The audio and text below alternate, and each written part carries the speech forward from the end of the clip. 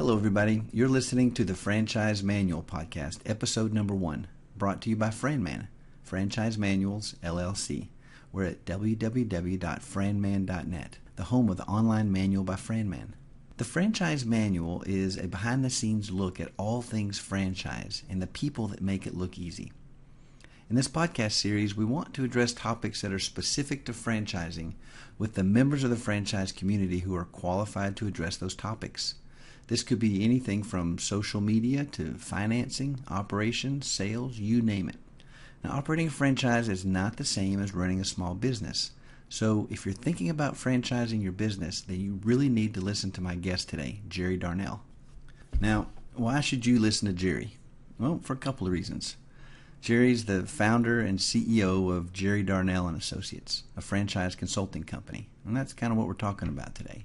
He was an executive VP at a company called Benetrends, which is a company that offered financing to franchisees. He was the chief operating officer at 2 companies. One was a franchise organization called Sterling Optical, and the other is another franchise organization called The Medicine Shop. He's worked with franchisors, both big and small, and he's also very active with the International Franchise Association. Now, in my opinion, Jerry is one of the most connected people in the industry. Not only does he have a bazillion connections, but he can remember who they are and what they do and how they can help. And that's one of the ways that he brings a great deal of value to the table. Today, Jerry and I will be addressing the topic of how to select a franchise consultant. Now, this will be super helpful to you if you're a startup franchisor looking to find somebody to help guide you through the pitfalls. Or even if you're an established franchisor and need some help bringing your system up to code, so to speak. So how about I stop talking and let's hear from Jerry. The Franchise Manual Podcast, brought to you by FranMan. 1, 2, 3. The Franchise Manual is a behind-the-scenes look at all things franchise and the people that make it look easy. Yeah, but we're going to make it fun, right? Shut up. Okay, fine. We'll just start the podcast. Hello, everybody. I'm Kit Vinson, and welcome to the Franchise Manual Podcast. Today, we're joined by Jerry Darnell. Jerry, welcome. Thank you, Kit. It's my honor. Thank you very much. Jerry, I eventually want to talk to you about how important it is for a startup franchisor to find a good franchise consultant. You know, what value a good consultant brings to the table, etc. But first, what I want everybody listening to do is I want them to get to know you. And not just who you are, but to really get to know you. And in order to achieve that, we're going to talk a little bit about who you are and where you came from, and then I want to get into more of the franchise specific topics. Are you game for some get to know Jerry questions? Yes. Good. Well, Jerry, let's start off by telling everybody where you're from. Where are you from originally? Originally, I was born in Princeton, Kentucky.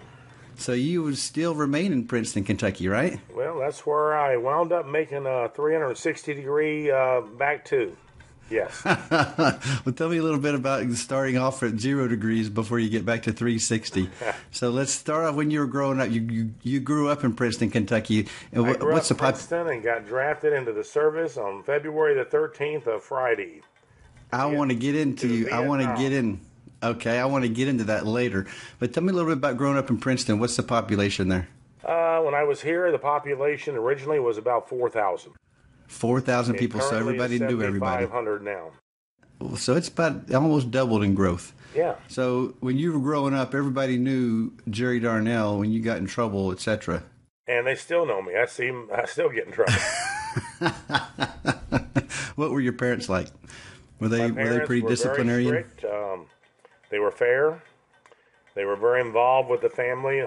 My idea of a vacation when I grew up was my dad had a vacation club at the bank, saved money, and every year we'd take 2 weeks and go driving across the country with 3 boys in a car with a Coca-Cola cooler with a frying pan and fried chicken and baked beans.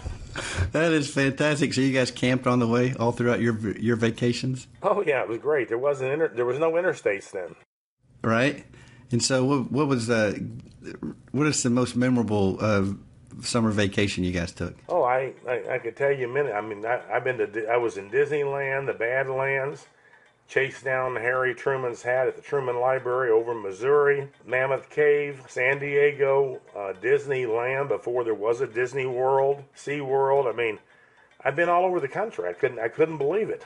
I've been in all the continental United States, 48 of them. Have you been up to see Mount Rushmore? Oh yeah. I've always wanted to see what the other side of that mountain looked like. They say all the presidents' butts are back there, but I think that's a lie. I love it. So I heard you say brothers. You said it was 3 boys. So it was you and two other brothers?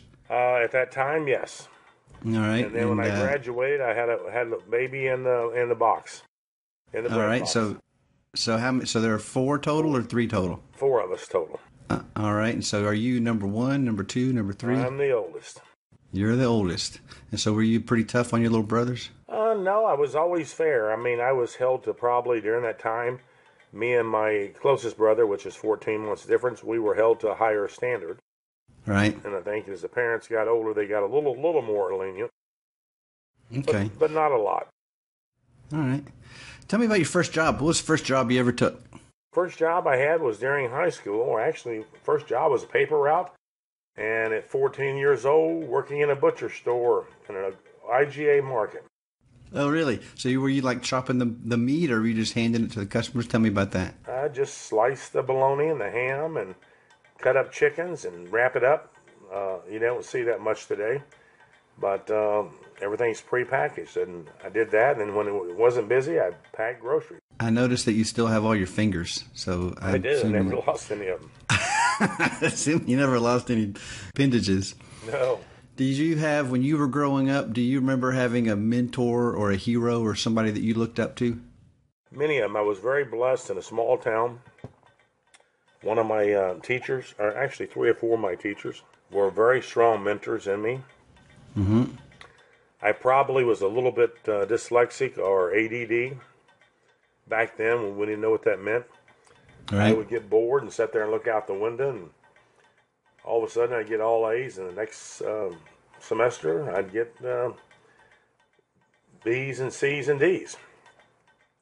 And my mom used to get upset, and the principal was very wise, became a mentor of mine, and he said, let him on. Unfortunately, we can't teach him what he needs. And he'll do what he needs, and he will survive. And I went from there and went out and worked in distributive education, in an automotive machine shop, and a parts store. Got out of there and worked as a lifeguard for the summer, and then got drafted into the service. All right, that's what I wanted to hear about next. After high school, tell me about your service. So what year was that when you were drafted into the service? 1971. All right. So that is the Vietnam War. And what branch of the military did you go into? I was in the U.S. Army. Okay, that's great. Now, where did you go through boot camp? Well, I went to boot camp in Fort Knox, Kentucky. That's still not too far away from home. Nope, not far away from where I was born. It was about 3 hours then. Now it's about 2 hours because of the interstates. Mm-hmm. And then I got out of boot camp, and amazingly, I got signed to the Army band because 2 years in junior high, I was in the band. So that was I got into is that kind of the preferred place to be at the time? No, I did not want to play. I hadn't played a home in nearly 4 years. So what I did is I had done a lot of skydiving with an old friend of mine, nearly 1,000 jumps. Oh my gosh, I would have never guessed. With a former master sergeant of the 101st Airborne out of Fort Campbell, Kentucky, which is very close. Right. And we done all these jumps because his father owned a construction company and he couldn't jump by himself. So we became buddies and we jumped together. And so when I got into the Army after boot camp, I went to try out for the Golden Knights, but that allocation was filled. And I went out and did a little jumping with the local team there with the SEALs. Mm-hmm. And twisted a knee real bad and spent 6 months in a naval hospital with a staph infection, a cartilage removed, and it was a bummer. Golly. And so what happened then? Well, I got out of there, and then they assigned me to the Army band in Fort Eustis, Virginia, which wasn't that far away. In there, they made me the supply sergeant over all the band, and I drove the bus to all the parades. And then I went to work for the commanding officer, which was a lieutenant colonel, Right. and helped run the special services for the pools and everything for the NCOs and the Officers Club. Okay. So I had great duty. And so how many years were you in the service? Actually, just shy of 2 years, 21 months. You know, people don't realize how many duties there are in the military. When people say, "Well, you're in the military, where'd you serve?" they just assume that everybody's a soldier, but there is so much more to the military than that. Oh, it was, and I had great mentors there. And I would have probably stayed the full 2 years, but the war was over, and they started putting everybody out. Right. So I was out, and my brother had spent 2 tours over in Vietnam. If you were to pull one takeaway, one thing that you learned while you were in the military that affected your success today, that contributed to your success today, what would you say that would be from the military? Learning the importance of operating systems. Okay. And then the execution of them. All right. And teaching people how to follow leaders and become leaders. All right, that's fantastic. That would sum it up. Great answer. Getting out of the military, let me ask you a question a little bit further into the future, I think. But tell me how did you get involved in franchising? Well, I went on and I answered a blind ad. Mm-hmm. I built one of the largest insurance companies in the country. Right. American Bankers Insurance, and had about 400 agents at 25 years old. Oh, wow. And the company wanted me to come and become a regional vice president and teach what I did across the West Coast, 13 states. And I did that, and then the president of the company, who was another great mentor of mine, went on to do a turnaround with Jack Nicklaus, the golfer. Right. And I got involved in that. We started franchising financial planning centers. And from that, hence I created the thing that people know today in franchising is Discovery Days. And I did them before the internet. I would do them on the trade show floors, and other franchisors and people the IFA would notice it, including people like David McKinnon, who owned Molly Maid, and many of the other friends that I have, mentors and acquaintances over the lifetime I've been in franchising. They started emulating me. Greg Musello with Proforma. And all of a sudden I found that everybody wanted to learn. Then I went from there and got called to St. Louis for an interview. Went to turn around a company there called Medicine Shop International. Mm-hmm. And took their stock from 8 to 32 and did a 3 for 2 split in 19 months. And they eventually sold to Cardinal Healthcare. Mm-hmm. And from there, I got invited to go into the weight loss industry, physicians' weight loss, Formula 3, and diet centers, and went from there, and then went up to the optical industry in New York. Right. Spent 12 years at Sterling and Optical. And what capacity were you there at Sterling? I was the executive vice president and chief operating officer of the franchise division. Okay. And so what was a day in the life there? Well, we grew very quickly. We made 9 acquisitions, acquired about 9 companies, so that put me in the acquisition business and traveling a lot. Sure. That was 20-hour days? Oh, yeah. And during all that whole time, I had met with old friends of mine and become friends of mine, mentors like Tony Martino, etc. And all of a sudden, I got the opportunity to go mentor under him and work for him as a personal consultant for 5 years. Mm-hmm. And did a major turnaround with a 40-year-old tired brand. Right. And then from there, went and got into another side of it, the financing, and worked with a company called Benetrends and Guidant. All right. And what did Benetrends do? They did 401k rollovers without any tax consequences. Right. To help fund a business. So that was for franchisees.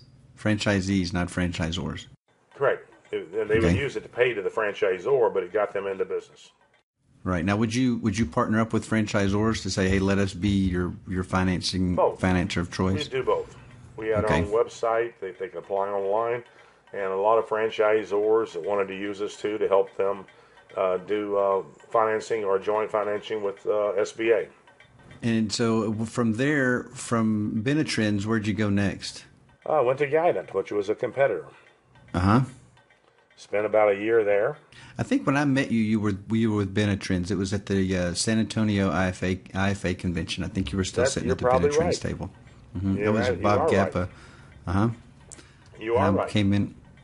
I remember that. You sitting down at the chair and everybody walking up to you. Jerry, you're like the Godfather. Everybody just walks up to you and wants to kiss your ring. It's been so great to have so many great mentors along the way.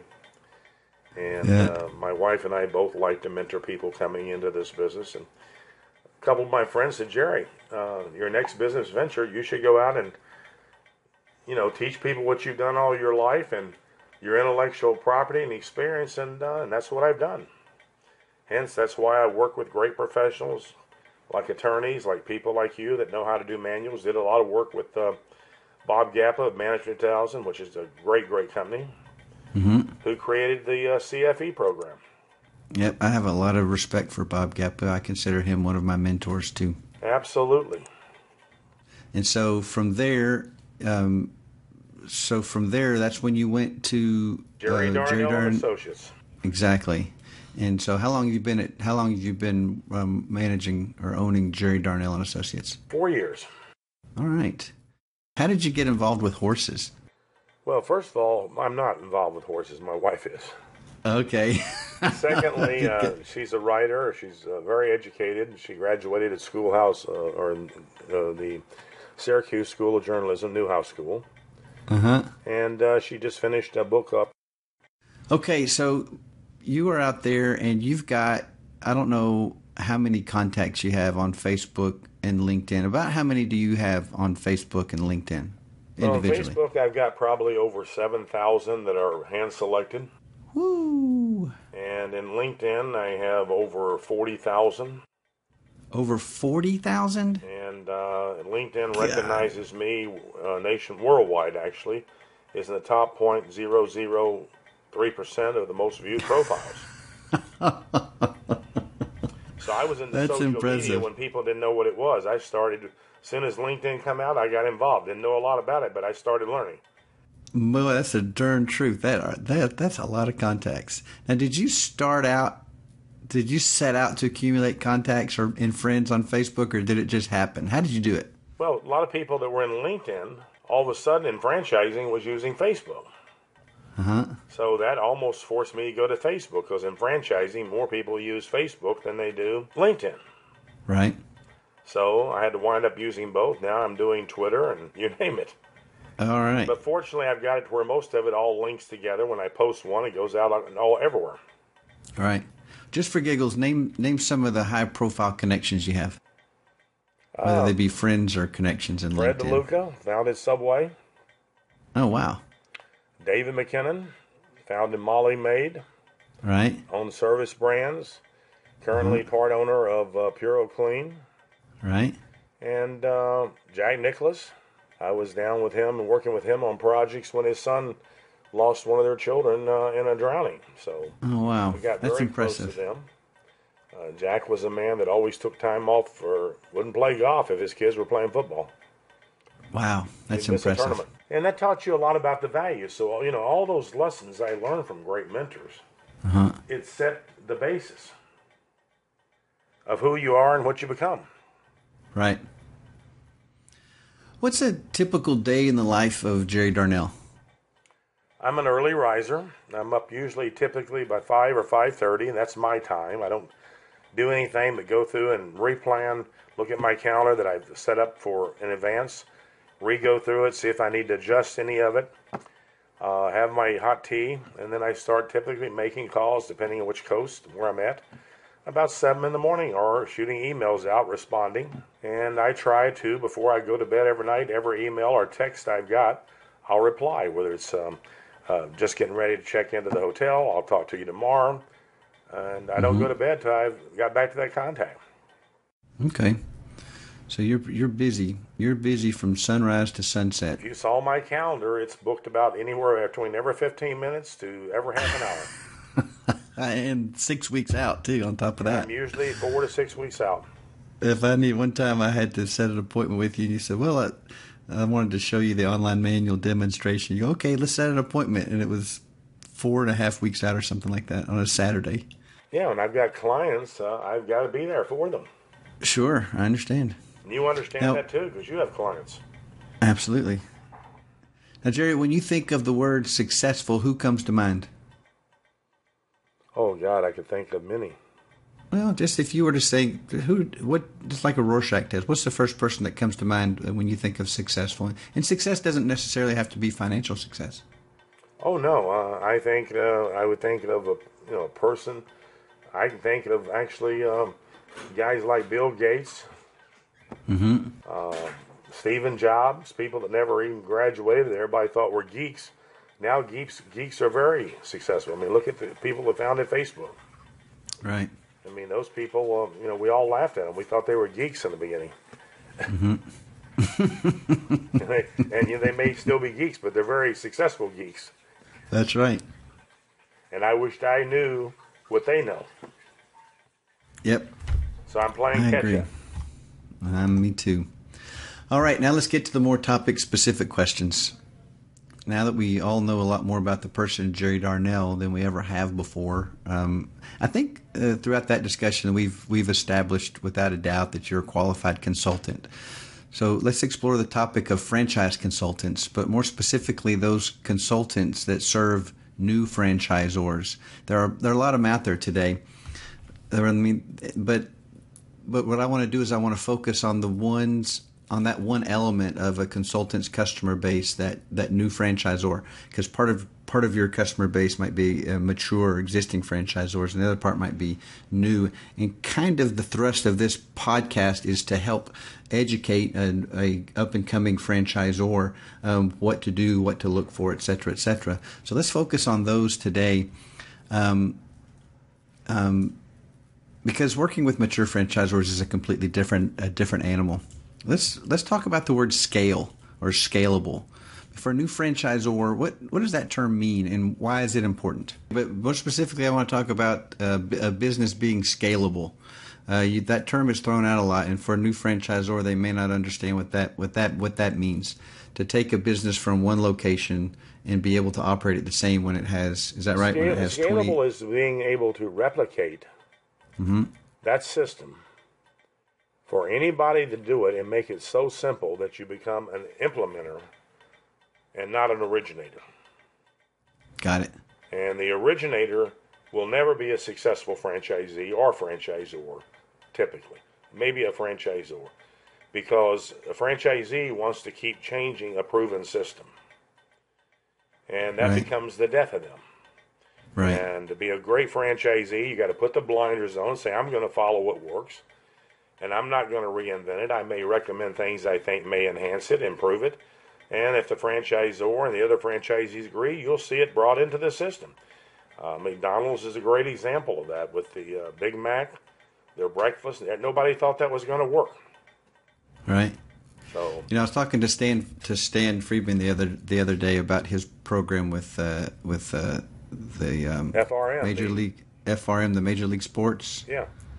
Is it FRM? Anyway, he was explaining to me how it has been ingrained in their minds from day one to follow orders, follow the play, etc. So they're perfect fits into franchising because they take this operating system and they you're follow talking about it to PAFI, professional athletes, yeah. Yes. Absolutely.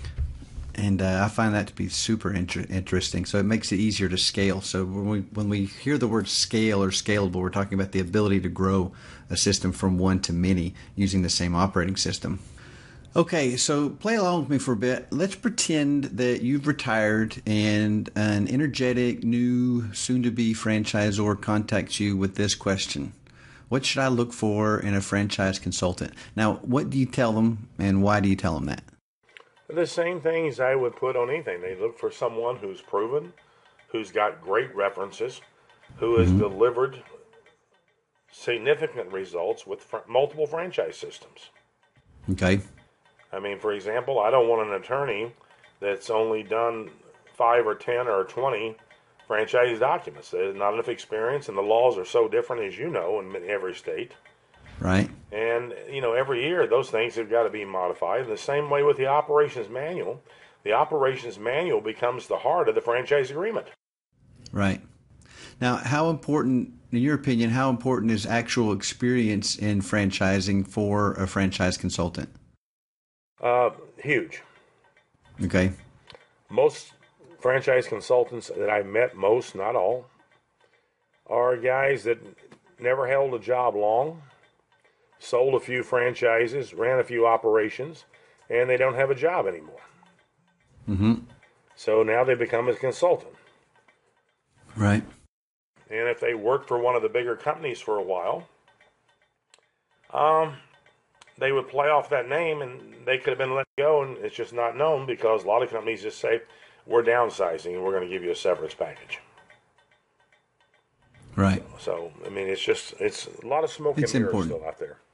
All right.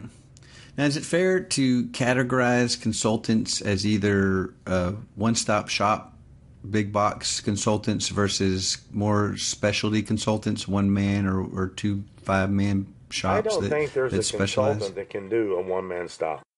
Well, you look at some of the big organizations that'll bring in, legal and everything in one place. There are a couple of companies out there. I don't like to name those companies, but they're out there. I don't want to either. They're the ones, though, that keep me in business.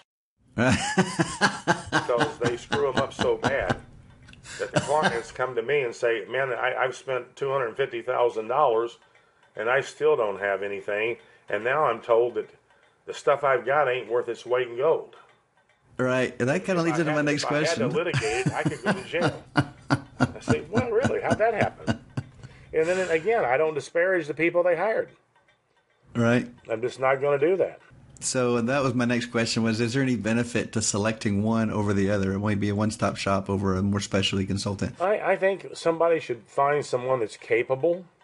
Mm-hmm. Give you a classic example. It's no different than someone who runs a major corporation. They have people that are trained and specialized.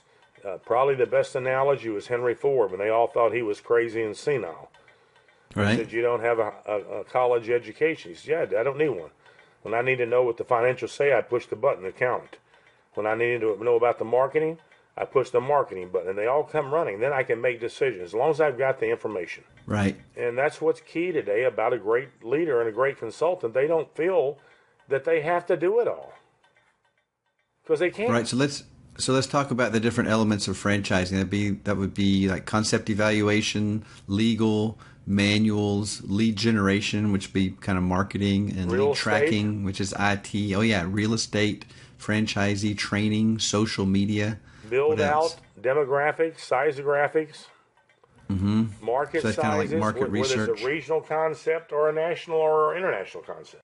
So what you're saying is that you're not going to find any one person that specializes in all of that. So if he tells you he does, he is really blowing smoke up everybody, including himself. Now, I believe that most new franchisors could easily see the value of hiring a consultant to walk them through the process. However, not everybody can afford to hire a full-service consultant. For those people, where should they focus their investment dollars at first? So the first thing they need to do is blank, and then blank, and after that blank. Well, I think first they should vet the franchise consultant. Mm-hmm. And you can do the first part of that over a phone call. I won't take on a new client, and I am not retired, by the way. Oh, I know. Unless I go out and meet the person face to face. Right. There's got to be a chemistry of where that your personalities will work together. And I'd rather walk away and have a friend than take somebody on that our personalities are not going to work. Right. And so where does that make the franchisor has X amount of dollars to spend, and so you're saying their first money should be spent towards, if they can't afford the full services. Consultant. Okay, so you're saying regardless, pick the right consultant. And don't try to do charge this a on your fortune own. to come out. Sometimes I go, they pay my expenses, depending on how I feel about the people, and I can size somebody up over the phone pretty quick. Right. And the other thing is, once I have a face-to-face meeting, it's a small retainer for me to come out for 2 or 3 days. Okay. A lot of times, if they don't have enough capital, I'm going to recommend they start regionally. Forget this stuff trying to go nationwide. Right. And do a growth company. And you've got a great regional franchise in your area that I would take nationally anytime if they would go, and that's Whataburger. They've decided they're a regional chain, and they're strong. They are strong. And I when I go to Texas, I'd rather have a Whataburger than go find an In-N-Out. That's the big argument here. When you go to California, a friend of mine is director of franchising with Panda Express, Jim Richardson, and he lives here, but his office is in California a lot. And when he goes there, the big argument there is Whataburger versus In-N-Out. And now that they've come here to Texas, it's the same argument. Well, I've had both, and it's not even a question to me. Me too. I agree with you. I think those that argue on the other side have never had a Whataburger. I agree with you. They've never been to Texas. And they maybe never been to California. They just happened to go to Las Vegas once. Oh, that's funny. All right. So now let's assume that the franchisor has selected you to be their consultant, and you guys have agreed to move forward. Now lead me through what that process is, and what can they expect? What can they expect from you? I realize every one of them is different, but just kind of simplify it for me. What's the process that you follow? Well, then I recommend one or two. It's going to be what I call a sub-vendor, like an attorney. Mm-hmm. And I let them vet them. I don't get involved in the vetting. I told them I have confidence in both. I want them to find somebody they're comfortable with. Right. With the operations manuals, I'm a little more particular. I've Good. seen a lot of them. There's some people out there that write great ones, but they make a fortune off of what a good person can make a good living off of, and they try to make it off of one client. So I'm very cautious of that. So I've got to be cost sensitive to their money for budget. Right. I mean, I got to get all this done, then I got to get them to where they're actually bringing franchises and opening stores. Got it. Or franchise operations. Mm-hmm. So, and then usually what I'll do is an email introduction and then a phone call. All right. So first you're picking out an attorney, and then you're picking out a manual production company. Correct. And then what happens after that? It continues depending on whether they're a mobile business, whether they're a brick and mortar, Right. or a combination. It just depends. And then if they're going to be a brick and mortar, and then you got to look at who's going to do the fixturing for them and get that price down. Okay. So you break it down into the minutiae at that point. And the signage, all that's different. Even their printing. What's a typical time frame, if there is such a thing, for a project with you? And I understand, again, that every client's different, but let's just to simplify it a little bit. Typically, we can get most stuff, depending on which states they're in, within usually 6 months, at least starting. But that means everybody's getting what they want to do on time. And if somebody gets slow, it throws the whole thing down. You're a very results-oriented person. And I've often described you as new school ideas with old school delivery. Yeah, I'm like the drill sergeant. If you're not getting it done, I want to know why. You like making a list of objectives and setting a deadline, and by God, making those deadlines. Well, if I was there and you're paying me to help you manage your money and get the thing out, and all of a sudden nobody's getting done and you're getting frustrated, you're not going to be happy with me. Yep. So let's address the startup franchisor and explore some of the worst case scenarios you've experienced with a client that wasn't as excited about deadlines as you are. Oh, I've got a couple right now that I'm getting ready to fire. I'm getting ready to fire them because it's just gotten to where they keep saying I'm going to get it done, they don't, and then they keep saying, when can I start franchising? Right. And I said, well, let me go back through all the memos again. Have you done this? Have you done that? Have you done that? No. Well, then we're not going to franchise you. Okay. So the message to. I'm sorry? Go ahead. No, so the message to a new franchisor coming to you is don't come unless you're ready to move. If you're going to think that we're going to do everything for you, just because you have a consultant doesn't mean you don't have to do anything. No, we're going to take what's in your head and we're going to make it better and improve it, make it more marketable. That's what we're going to do. All right, so let's wrap up this segment with a recap statement. And after all we've talked about, let's recap what a new franchisor should look for in a franchise consultant. Can you recap everything into one sentence? Yeah, you should look for someone who has experience. They should have references, and it shouldn't be a pick. I'd want a list of all your references. And in fact, I might even ask for the ones who fired you because there may have been a good reason they fired you. Right. And so then I want the references. I want to know who they've talked to. And then we start setting a timeline to get together. All right. Good deal. So this next segment is the last segment. Sorry to hear that it's coming to an end. It's called the speed round. It's this final set of questions I call the speed round because they're fast questions and fast answers. But you don't have to make them fast answers if you want to expand. I'm going to make them fast. You call it nuggets of advice from Jerry or Jerry trivia. Some of them are franchise related. Some of them are not. So IFA, join or don't join? Join. Why? It's a great wealth of information with people that have been down the same road you're in that can cut down the cost of the learning curve. Fantastic. What's your favorite app on your smartphone? My contact manager, my calendar. Great. iPhone or Android? Android. Most important publication, website, or resource for a new franchisor? I'm going to look at the IFA. I'm going to look at the trade shows. All these are going into my franchising, what I'm going to be doing at some point. All right. What's your favorite movie or book of all times? Probably Patton. Patton. Fantastic. Yeah. If you had to choose one, Facebook or LinkedIn? Facebook. I figured that. And what's your favorite book? You mentioned a movie. Do you read much? Yes. Okay. What's your favorite book? Actually, you'll laugh. Some of my favorite books growing up was Black Beauty. I remember reading that one. That was a fantastic book. Yeah. My mother was in the hospital, and my dad gave me that book, and I read it while I was in the hospital with her. And Atlas Shrugged. Yes, I've read that too. That's fantastic. A couple of times I've read it. I love it. Well, ladies and gentlemen, that music means that this episode of the Franchise Manual, brought to you by FranMan, is at an end. Jerry, I want to thank you so much for taking the time to sit with me and answer all those questions. I'm absolutely certain that your answers to those questions will help people when it comes time to select a franchise consultant. Jerry, tell everybody where they can find you on the web, or how can they contact you? It's under Jerry Darnell and Associates, or you can reach me at my office number at 270-365-6411. Find me on Facebook or LinkedIn. Fantastic. Jerry, thank you very much.